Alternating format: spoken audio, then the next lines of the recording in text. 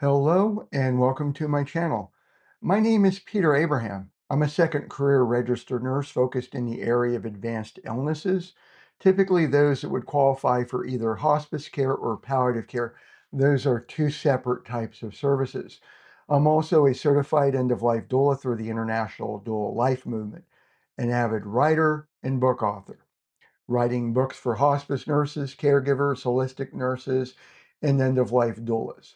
If you're new to this channel, welcome. Thank you so much for taking the time to visit. In this channel, we talk about issues related to death and dying, as well as my journey as a hospice nurse, holistic nurse, book author, and end-of-life doula. If these are topics of interest to you, please consider subscribing and hitting the bell notification below. I try to publish videos 3 times a week. There will be an occasional gardening or house project update video. The topic for today's video is going to be a debriefing session for my wife and I participating at a local healthcare fair, the Telford YMCA Spooktacular Healthcare Fair, held on October 3rd, 2025. That's the date of this filming. Now, I will be publishing this beyond that filming.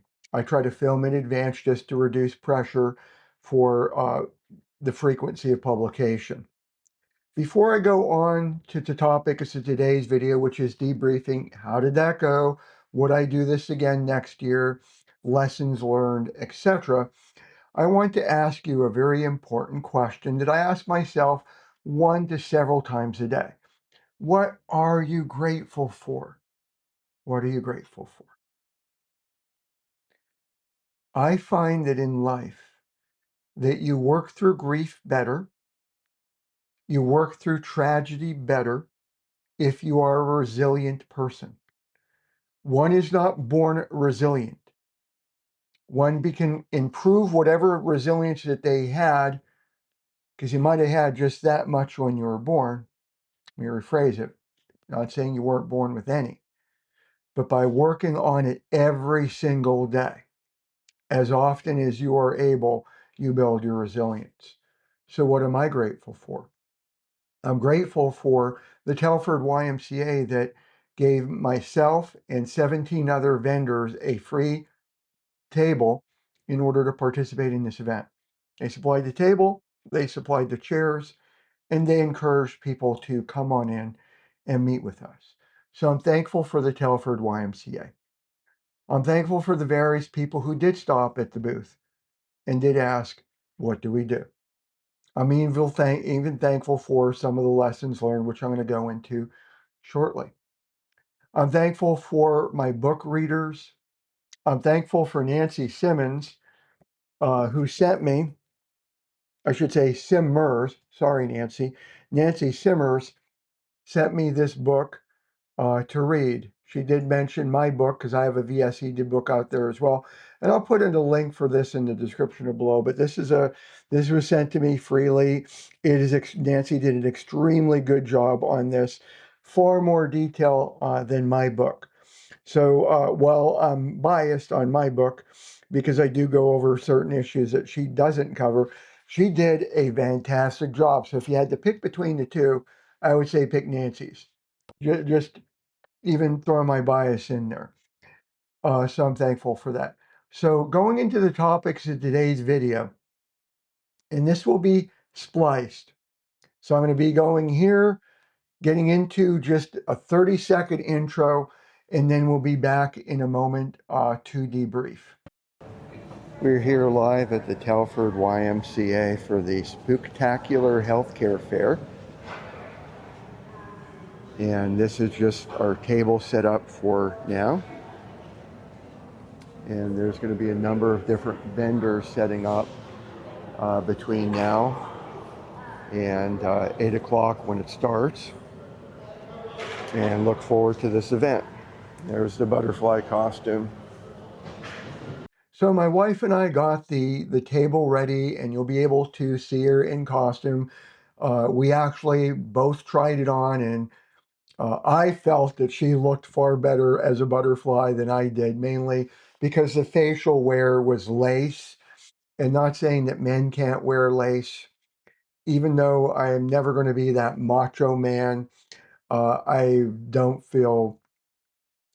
felt uncomfortable wearing lace. So even though it's a single member LLC for Compassion Crossing LLC, my wife, who I'm very grateful for too, in terms of a gratitude point, wore the costume and stood up to have different people take pictures of her.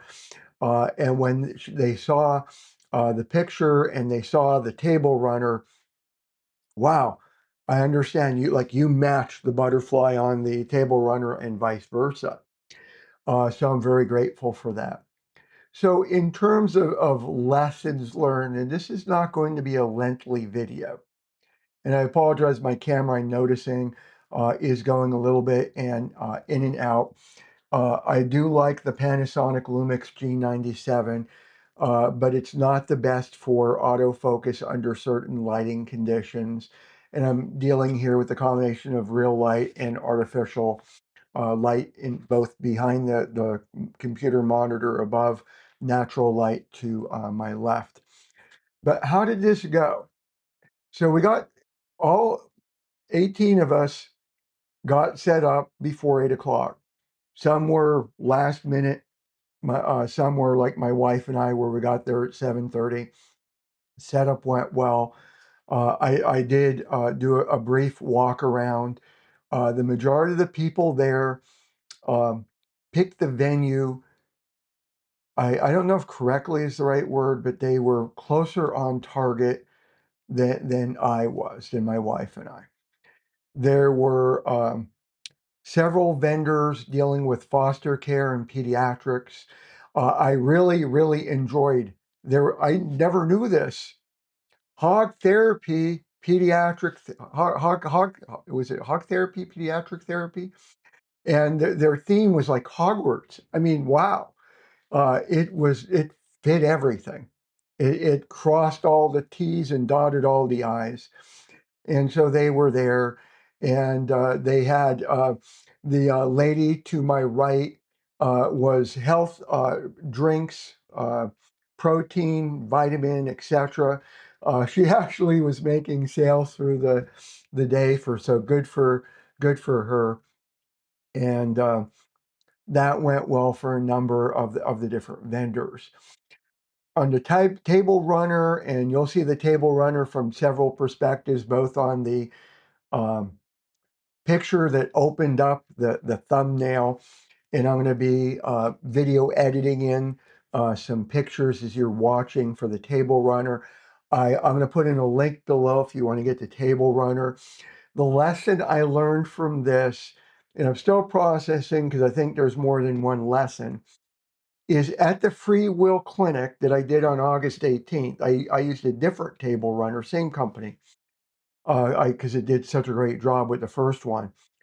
But they were looking at what we did as they walked to the table.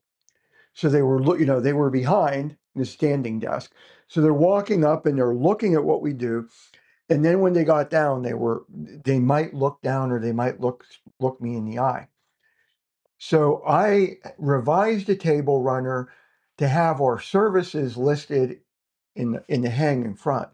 So the old one was our contact information in the hanging front that didn't tell anybody what we did. They can guess. And then when they got to talk to me, if they looked down, they'd see our services. Not everybody looked down. So I redid the table runner that the hanging front would be our services plus the contact information. And then in front would be one of my quotes that I like. That when health changes, you don't want to be in this journey alone. I'm paraphrasing heavily. And what I noticed here, because of the table setup, some of the people were coming in like not scooching, but they come this way, but they wouldn't necessarily come in walking towards the table. So a number of them would actually back up to see the hanging front, because I changed it that the top would have that saying. And so the lesson learned that if I were to consider this one more time, not just this trade show or healthcare fair. But I think I'm going to get a third table runner that's just going to have our services and contact information both on the front and the hanging front.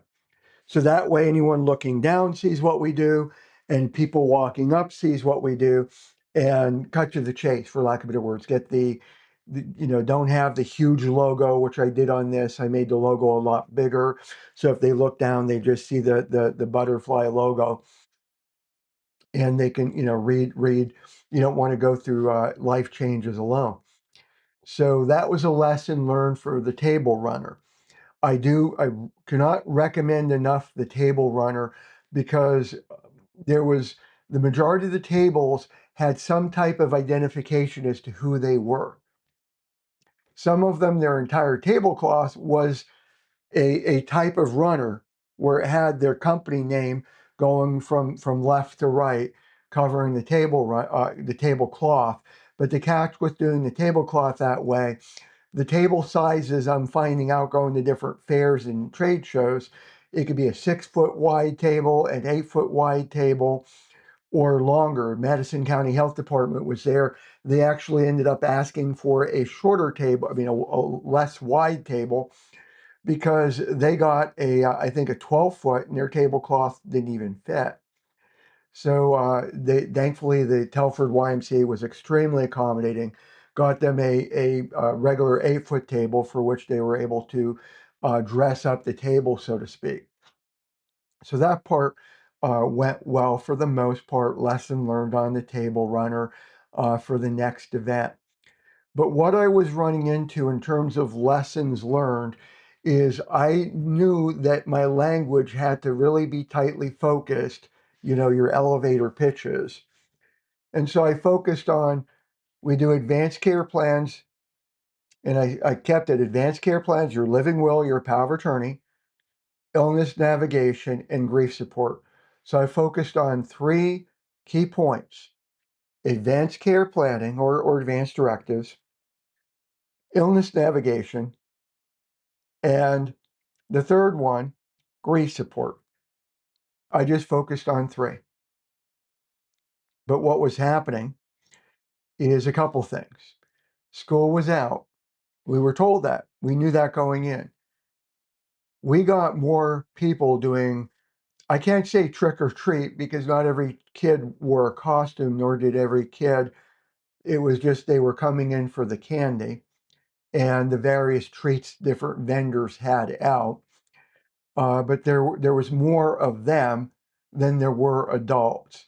And some of the adults that were chaperoning the kids were kind enough to ask what we did. But if you've been in business for any length of time, you get a feel for what people are doing out of the kindness of their heart versus that they really want to know what you're doing and have an interest in what you have. So those were some awkward moments. And then when I say awkward, it's like I try to have a curious mind. And so, but that was like, this is more of an event for the children, which is okay. This is okay. To me, it was a learning experiment. My wife, when I asked her, should we go? Why not? And I did ask for demographics, and they say they cater mainly to seniors who come in, for a yoga class, walking, jogging, the pool. And we actually did get somebody that came in. I don't know to what degree they realized they were still soaking wet, but they were visiting the different tables, water dripping. But we got some of those as well. But the overall turnout was very low in terms of the adults. This event was supposed to be from 8 o'clock to 1 p.m. And vendors started packing up I shouldn't say vendors, one vendor started the chain of events at shortly after 10. It was that slow. So one vendor at the far diagonal end just packed up. And my wife and I made a commitment that we're going to stay at least to 11. A yoga class was getting out at 10:30. We would see, would we get any of the people who finished the yoga class? And there were only 3 people from the yoga class. It was packed. they had far more than 3, came in.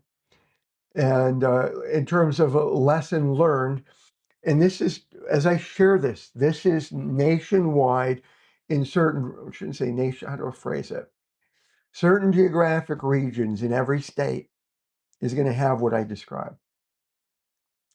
So out of the group that came in, one person, they back up and they look, and at the table runner, it has advanced care planning, grief support, illness navigation. I have everything listed in alphabetical order. And it has end-of-life support. And the moment he saw end-of-life support, he goes, nope, not my time, and didn't even come to talk or explore further, just walked away. And I was noticing that too when people were coming in our direction and they could see the banner. And by the way, I still have to process. I don't want to remove end-of-life support. Penny Clement did an excellent session. Penny Clement is a fellow end-of-life doula. She did a continuing education free session for the International Life Movement. As an FYI, little rabbit trail, the International Life Movement was the very first doula school that required, or still requires, continuing education in order to maintain certification. So every year, 12 credits, they check them every 2 to see if you're going to still be certified. And they provide the continuing education for free throughout the year. I teach, Penny Clement teaches, there's other teachers. Penny Clement, October's jam-packed. She did a session on how end-of-life doulas and social workers, hospital and hospice, can work together and refer business to one another.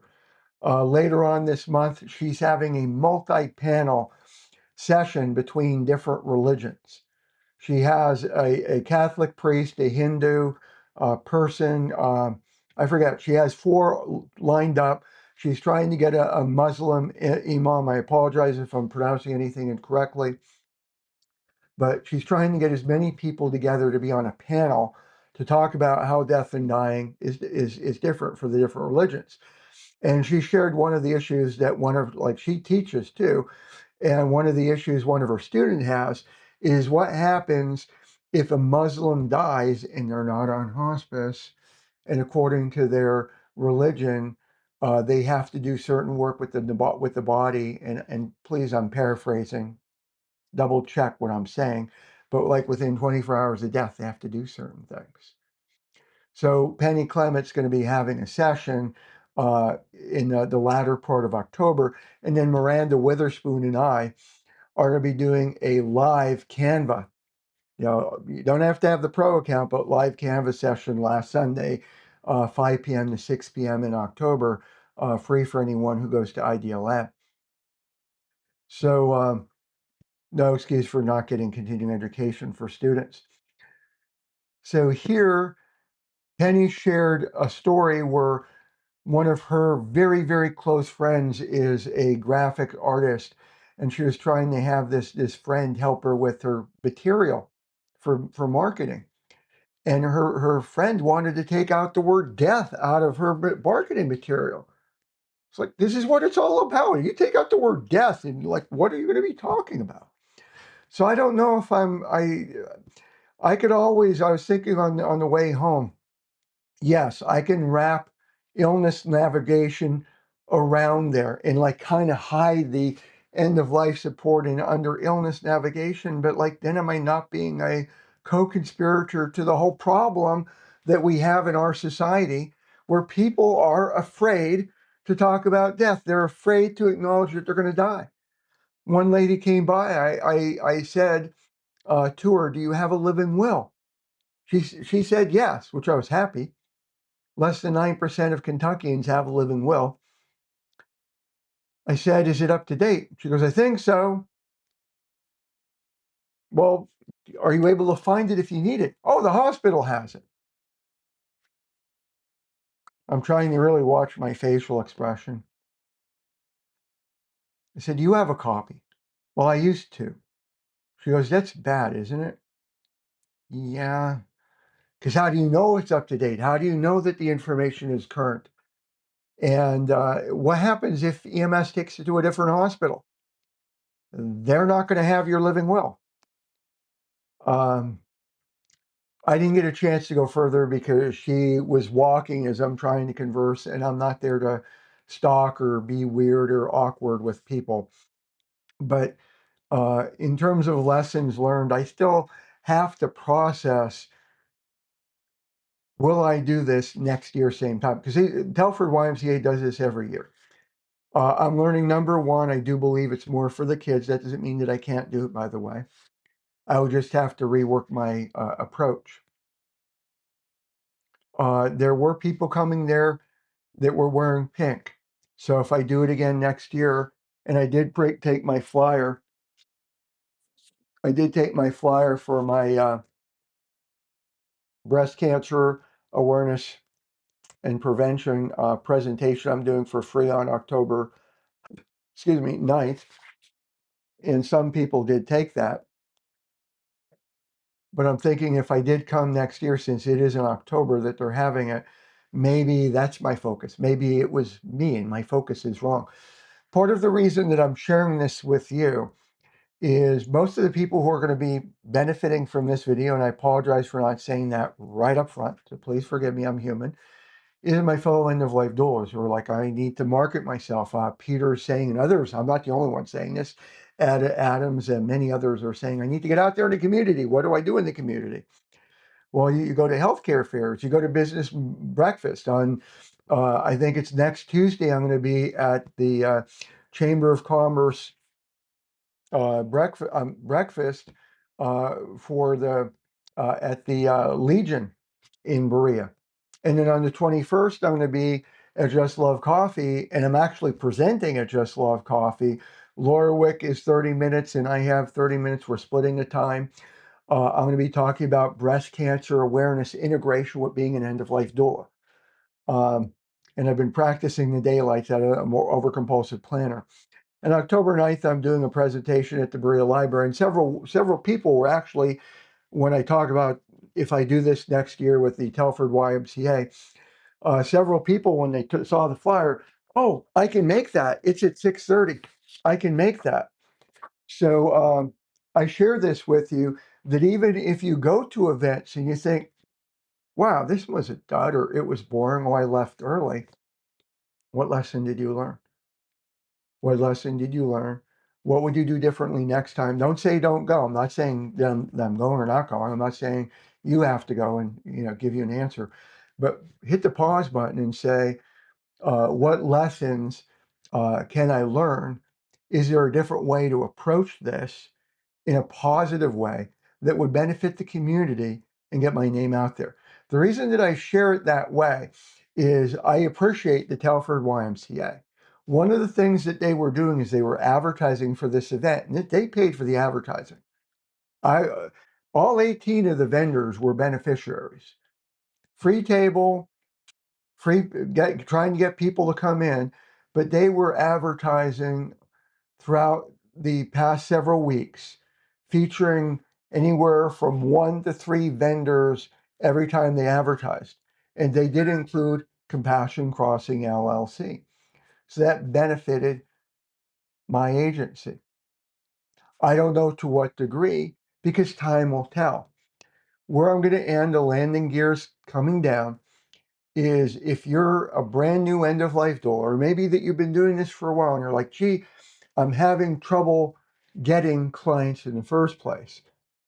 You need to be out there in the community, and this is a long, and I don't know of any better word other than to use the word game. I need to find a better word, because to me it's not a game. It's not like poker or Monopoly, but it's a long journey. It's not an overnight thing. I see so many people seeing, oh, I can be an end-of-life doula. I want to be there. I want to be there, but how am I going to pay the bills?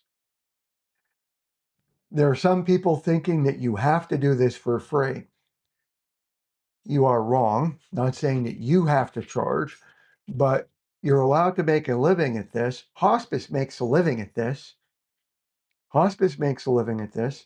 Palliative care makes a living at this. Why can't you? Why can't I? I do sliding scale. So if they can't afford to pay, I'm still providing the service. But if they can't afford to pay, I'm charging. But it's a long journey.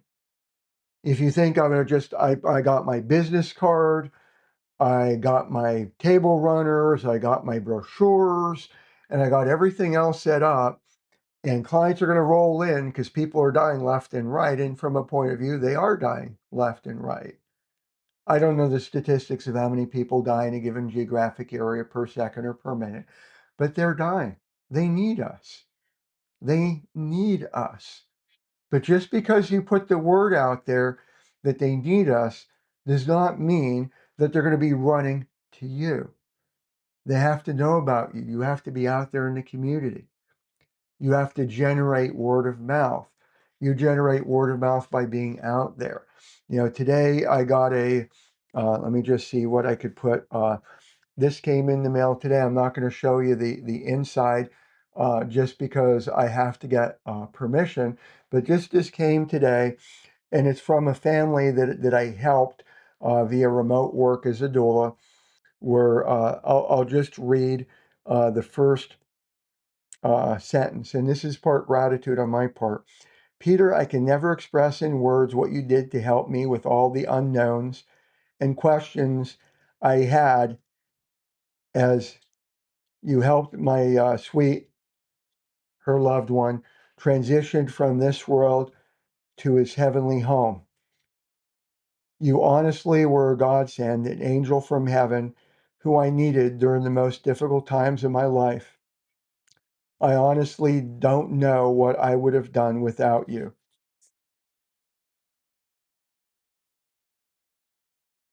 I'm grateful for the person who sent that to me. I believe I can release the name down the road. I have to confirm. I respect privacy. End of life doulas don't have the traditional HIPAA, but I honor that sacred trust people put in me with me. So that was a journey just to have her as somebody that I work with. That was a journey. It doesn't happen overnight. It's slow. For some degree, it's painful, especially if you have bills to pay and you don't have other sources of income. And I share this as a reality check because on some days when I go to the all things, is it All Things Death Doula, I believe is the name of the group. Some days there's 10 or 20 people signing up to that. And that's not a doula school. It's just a Facebook group about doulas, death doulas. I feel called to this. How do I start?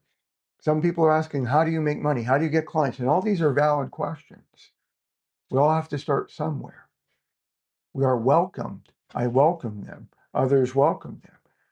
But this is not, you print a card, you print a brochure, you go to this event or that event, and things start rolling. This is the long journey. If this is what you're called for, go the distance. Be part of the solution. Reach out to me and brainstorm. I don't have all the answers. I love helping people when I can. I thank you for your time. Take care, and God bless.